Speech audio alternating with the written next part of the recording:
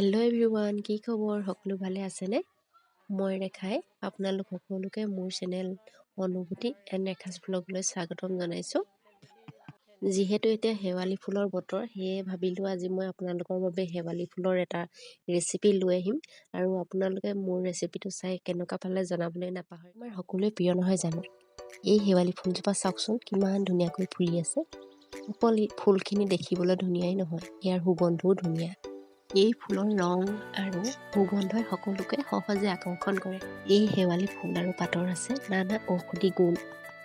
জ্বৰ, চৰ্দি, কাহ, বসন্ত ৰোগ আদিৰ বাবে এই পাত, ফুল আদি সমস্যা অনুসৰি ইয়াক আমি ব্যৱহাৰ কৰিব পাৰোঁ। লগতে শেৱালি গছৰ ফুল আৰু পাতে বায়ু পৰিষ্কাৰ কৰাটো আমাক যথেষ্টখিনি সহায় কৰে।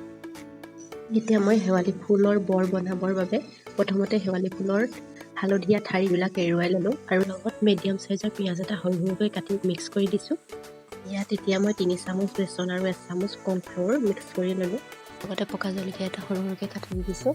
প্ৰয়োজন অনুসৰি নিমখ লৈছোঁ। যিসকলে তিতা খাই বেয়া পায় সেইসকলে শেৱালি ফুলৰ বৰ বনালে ঠাৰিবিলাক এৰুৱাই দিব পাৰে, তেতিয়া তিতাটো একেবাৰে নহয়। অকণমান জিৰা গুড়ি আৰু অকণমান ধনিয়া গুড়িৰ লগত দি দিছোঁ। সামান্য পৰিমাণে ক'লা নিমখ ব্যৱহাৰ কৰিছোঁ। এতিয়া এই সকলোখিনি মই ধুনীয়াকৈ মিহলাই ল'ম। শেৱালি ফুলৰ বৰ ৰেচিপিটো একেবাৰে সহজ বনাবলৈ। আপোনালোকেও চাগে বহুতে ইতিমধ্যে বনাই খাইছে, কিন্তু যিসকলে বনাই খোৱা নাই আপোনালোকেও খাব, যিহেতু বতৰৰ বস্তু বতৰত খালে ভাল। সকলোখিনি ধুনীয়াকৈ মিলাই হৈ গ'ল। এতিয়া মই ইয়াত অলপ ঠাণ্ডা পানী দি গোটেই মিশ্ৰণটো বনাই ল'ম। এতিয়া এখন কেৰাহী গৰম কৰি ল'লোঁ আৰু কেৰাহীখন গৰম হোৱাৰ পিছত ইয়াত মই অলপ ৰিফাইন তেল আৰু অলপ মিঠাতেল মিক্স কৰি লৈছোঁ।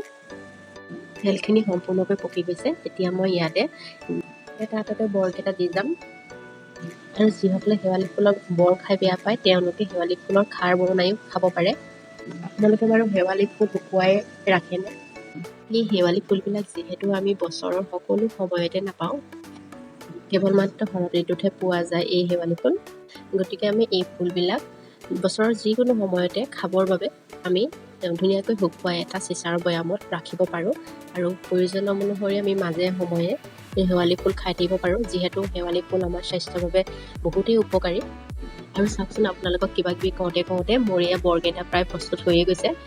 কালাৰো ধুনীয়া আহিছে। এতিয়া মই বৰকেইটা নমাই ল'ম আৰু বাকী থকা বৰকেইটাও মই বনাই ল'ম। এয়া চাওক, শেৱালি ফুলৰ বৰ প্ৰস্তুত হৈ গ'ল।